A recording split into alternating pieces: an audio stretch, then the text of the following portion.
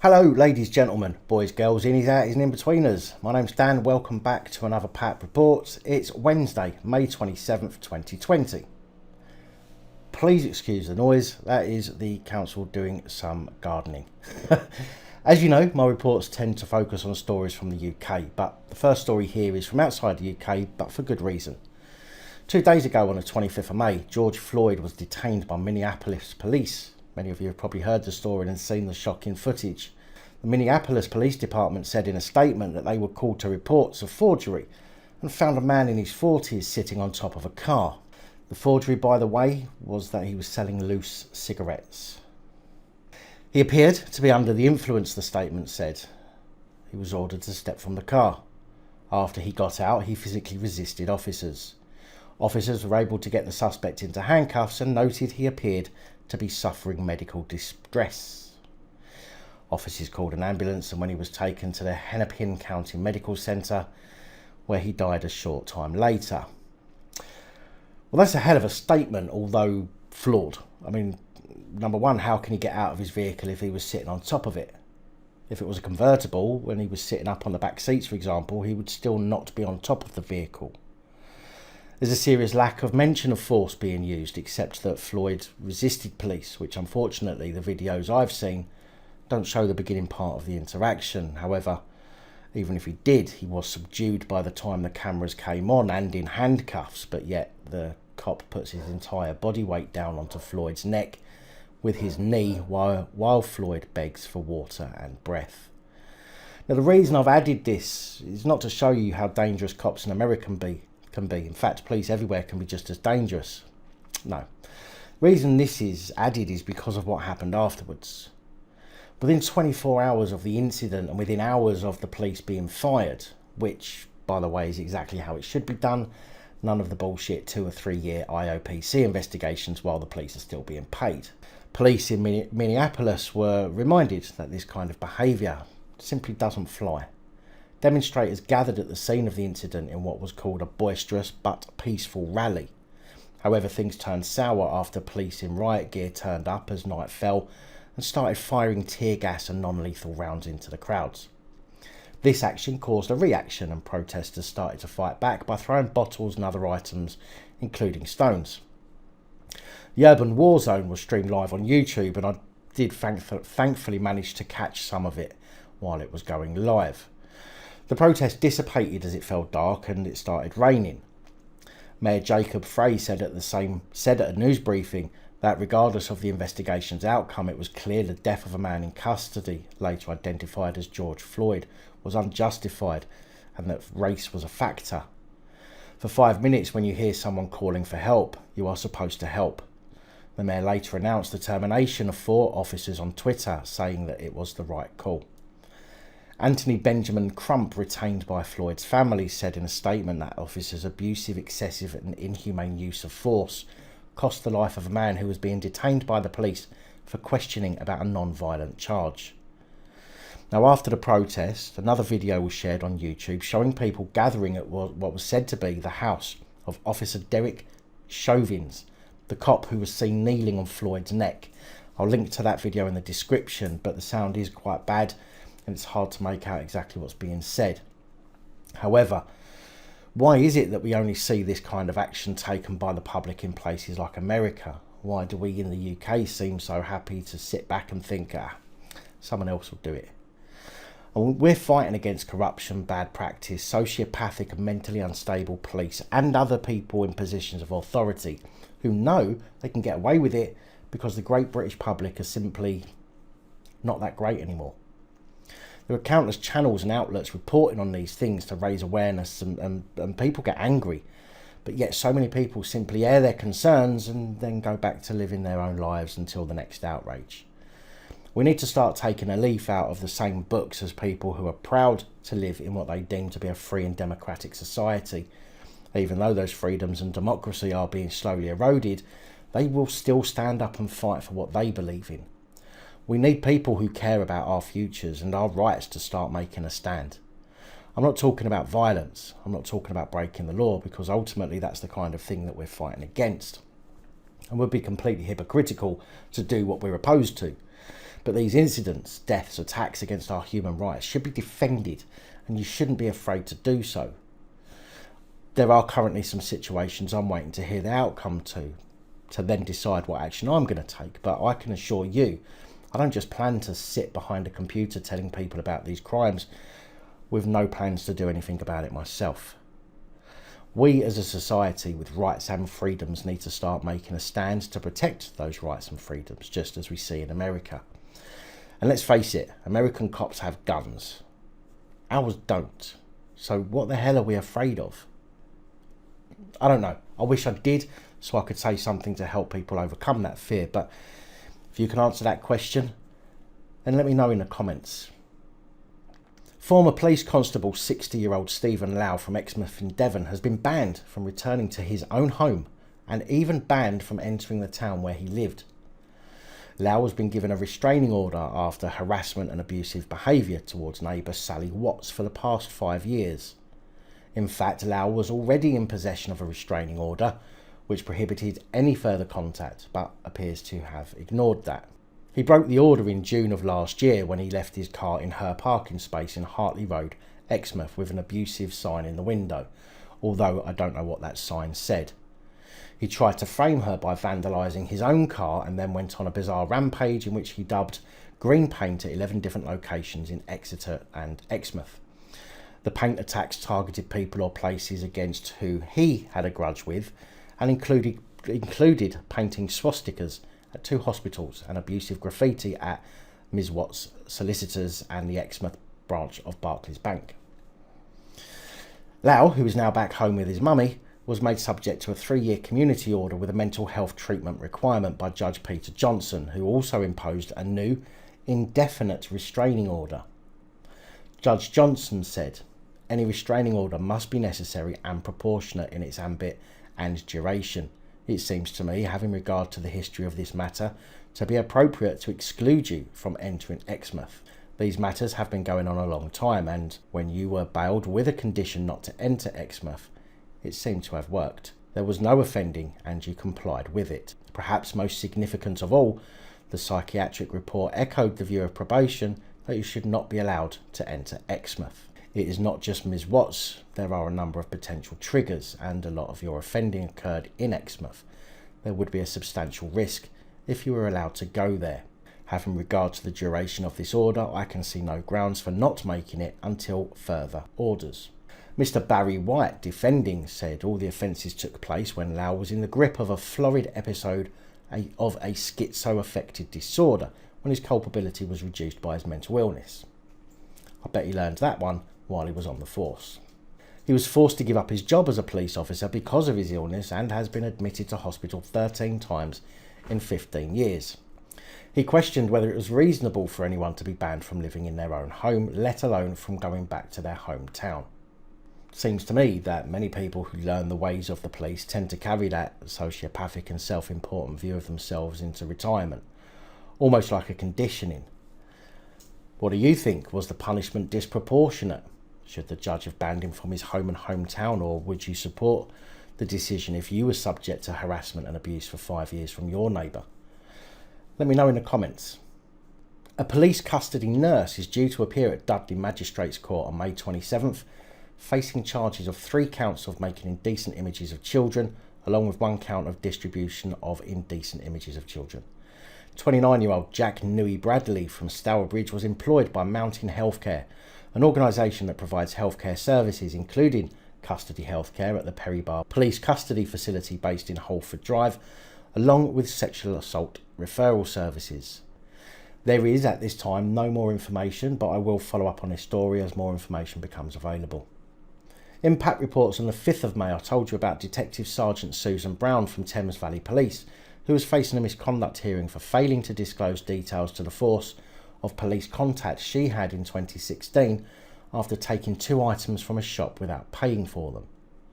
Although it's said that no action was taken against her because she paid for the items before leaving the village, whether she was visiting the village of Bicester or not, or whether she lived there, I do not know, but I'm shocked that she was simply allowed to pay for the items after being caught and had no further action taken against her. Well, her misconduct hearing concluded yesterday over allegations that she breached the standards of professional behaviour in relation to discreditable conduct, honesty and integrity, orders and instructions, and duties and responsibilities. And Detective Sergeant Susan Brown, who was based at Newbury Police Station, was asked not to let the door hit her on the way out. She was, of course, shown the exit without notice after a 4-day public misconduct hearing. Matt Hancock has announced that the government could look into cases where families have been issued with fixed penalty notices for breaking lockdown rules in order to get childcare. The Downing Street press conference opened up to questions from members of the public. And first up was Vicar Martin from Brighton, who asked, will the government review all penalty fines imposed on families travelling for childcare purposes during lockdown? Hancock, of course, lied through his teeth and said it was a very good question, and we do understand the impact and the need for making sure that children get adequate childcare. That is one of the significant concerns that we have had all the way through this. If it was that significant, it would have been thought of and dealt with sooner. People wouldn't have been issued unlawful fixed penalty notices. The Secret Barrister on Twitter posted in response to the question and answer, note that the government's reaction isn't an expression of shock that people have been fined for doing something that was always permissible. It's to review fines lawfully levied, i.e. to change the law retrospectively to try to exculpate Dom. Another Twitter user said, this is absolutely crackers, having to reverse engineer the law to excuse Cummings. The level of weakness makes you contort into crazy shapes. This government is warping. But the problem is, Hancock didn't say he would review the fines. He said he will ask his colleagues, which in politician speak are two vastly different things. Shadow Home Secretary Nick Thomas Simmons also tweeted, saying that following today's Downing Street briefing, it seems government will review fines issued during lockdown for travel to childcare. This is one of many questions that must be answered after guidance was undermined by ministers over the weekend. At Priti Patel, I'd appreciate an urgent reply. Personally, as I've already said many times, I think all fixed penalty notices for guidance should be thrown out. How can you lawfully fine someone for not taking advice? It's ludicrous. Tory MP for Delyn in Wales, Rob Roberts, had a party on Bank Holiday Monday for his wife's 40th birthday. Unfortunately for him, in Wales the restrictions are still tougher there than here in England. Police were called to the gathering to find balloons and banners outside the house, and 2 people visiting the house left following advice from the police, but no further action was taken. A spokesperson for Mr Roberts said Rob Roberts was not present at the time. His family have been reminded of the guidelines set out by the government. Well, that's some part, isn't it, if your own husband isn't attending? Mind you, maybe this explains why.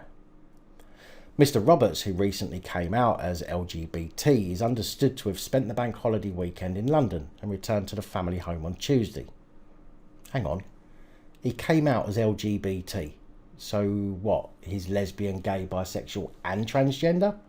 I thought they were just one or the other. My word, these alphabet people just want it all, don't they? Roberts later tweeted that he and his wife separated 6 weeks ago when he came out. He then tweeted that he wanted a proper investigation of the Dominic Cummings scandal. Before posting to Facebook, of course, it is right that we cannot have one rule for one and another for the rest. If Mr Cummings has acted inappropriately according to an investigation, then he should go. Then I would suggest that the police deal with the party goers at your wife's house or your house by way of fixed penalty notices, seeing as they've breached Welsh legislation where people from different households have met up and a gathering of more than 3 people has occurred, which, after reading the last 4 amendments of the Welsh Health Protection Coronavirus Restrictions Regulations 2020, doesn't seem to have changed. So, Mr Roberts, as you rightly say, it can't be one rule for one and another for everyone else. Some weeks ago it was reported how Derbyshire Police dyed a blue Lagoon black in order to prevent people from visiting the area. However, on Monday people were spotted diving into the former quarry, which is said to be branded the most dangerous waters in the UK. The Lagoon has a very high pH level, with older cars rusting away, animal carcasses and even animal faeces in the water. It's been described as like taking a bath in bleach. But now people are being warned once again to stay away. The lake is apparently dyed black every year in an effort to make the site look less appealing to visitors, as the water is otherwise a crystal blue colour. A Derbyshire Fire and Rescue Service spokesman said, "We are aware of people continuing to visit Harper Hill Quarry, known locally as the Blue Lagoon. Did you know it gets its blue colour from toxic deposits seeping from the quarry stone and is the same pH value as bleach?" Derbyshire's Chief Constable Peter Goodman previously said that area was a quarry near Buxton and the water in there looks like a very attractive blue because it's full of chemicals. It looks attractive, so lots of people go there, but it is probably the most dangerous water in the UK, experts say. It is highly alkaline and is full of chemicals. It is like going for a bath in bleach.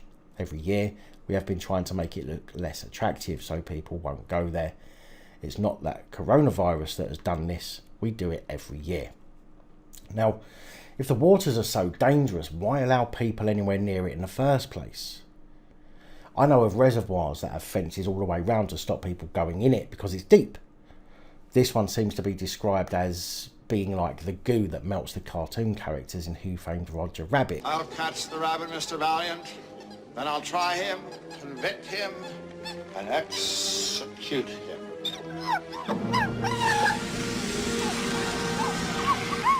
Wouldn't it be far safer to put a high fence all the way around the edge, let people get close but not into it? It would save any potential injuries and save the police from having to dye it black or spend hundreds, thousands of pounds in resources trying to police the area. Maybe they know something I don't, but I can't see how putting a fence up wouldn't simply be the best option. Matt Hancock has suggested that the UK might become a bit like the districts in the Hunger Games. Okay, he didn't say that exactly, but with suggestions that restrictions will be introduced in areas with flare-ups, but not in others, as part of a system being put in place, seems to suggest that President Snow of Pan Am is alive and well. Although he hasn't specified a time frame, he said the measures will be part of the test, track and trace system. He said, "We have a system that we're putting in place with a combination of Public Health England and a new joint biosecurity centre, along with local directors of public health, who play an absolutely crucial role in the decision making in the system. Under government plans to ease lockdown restrictions, the joint biosecurity centre will identify changes in infection rates using testing, environmental and workplace data and advise chief medical officers. As a result, schools, businesses or workplaces could be closed in areas that see spikes in infection rates, the government's plan suggests." Communities Secretary Robert Jenrick said if the system worked, it would be used on quite a micro level. If there is a flare-up in one particular community, and that could be on quite a small scale, like a particular workplace or school, then measures can be introduced which hopefully the public will get behind, enable us to control the virus in that locality and enable the rest of the population to have more freedom to go about their daily business. Which now reminds me of the film Quarantine, where in Quarantine 1 the entire building is locked down, surrounded by emergency services and the CDC, with people being shot as they try to leave. It's said the latest government figures show the number of people to die with coronavirus, not from coronavirus, but with coronavirus in the UK rose by 37,048. Well, I said the other week, and now it's happened. Rural communities who were talking about taking action against visitors over fears of them bringing coronavirus with them, which was spoken about by Julia Mulligan from the National Rural Crime Network, but which never mentioned any advice to locals in rural areas to not do anything that breaks the law, have now done just that. A cyclist in Wales has been injured after he rode face first into a barbed wire booby trap. The trap was purposely set to head height to seriously injure or even blind unaware walkers or cyclists. 47-year-old Neil Nunnally was taken to hospital for stitches after he was left with blood gushing from his mouth and bruising to his chest and neck. He said that it's a route he knows well and has been riding in the area for more than 30 years, and it's located just 1.5 miles from his home. Neil said, "One of the branches struck me and got lodged in my mouth whilst the wire caught my chest and the lower part of my neck. I was pulled from my bike and fell backwards, striking my head on the floor. Thankfully, my helmet saved me. This trap wasn't the only one either. There were barbed wire booby traps set in other locations to seriously hurt visitors in Swansea and Cardiff, with logs also placed on tracks to seriously injure cyclists. Neil said that with more people visiting such beauty spots during lockdown, some were possibly becoming annoyed about sharing them with other residents also out exercising. Some have been shouting at the people who use this area for biking, he added. Police investigated Neil's accident, but the branch had already been removed by the time they arrived at the location. Beauty spots elsewhere in the UK have also tried to deter visitors, placing signs warning others to stay out or declaring that they're closed in a bid to keep tourists away. Lake District locals recently erected their own roadblocks to keep day trippers away from beauty spots as the lockdown eases up, causing an obstruction.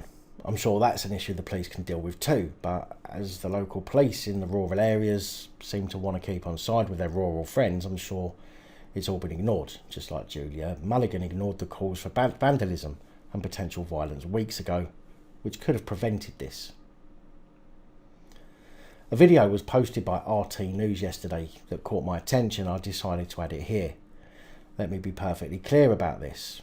This is about how people are being treated and not about the people themselves. Dozens of mosques across the country were permitted to call worshippers to prayer through loudspeakers during Ramadan to encourage Muslims to stay at home amid the coronavirus quarantine.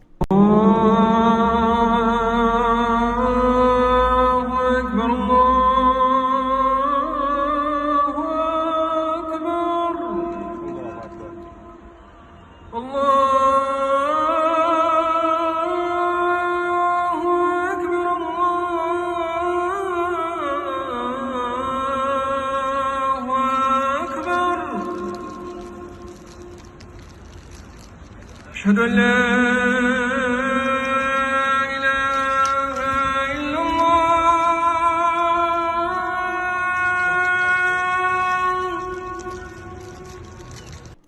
Now, Muslim leaders say they want the practice to become routine. We want this practice to continue in the future, Alama Sadiq Qureshi, an imam in one of East London's mosques, told the Daily Mail. As a result of several councils deciding to relax the rules to help with social distancing, dozens of mosques across the UK, like those in Cheshire and Buckinghamshire and Preston and Lancashire, were given permission. In London alone, 25 places of worship launched Adhan broadcasts during Ramadan, which ended last week. The biggest mosque in the borough of Waltham Forest in North East London took up the invitation with great enthusiasm, it was said, and its broadcast was loud enough to be heard in a 1 mile radius.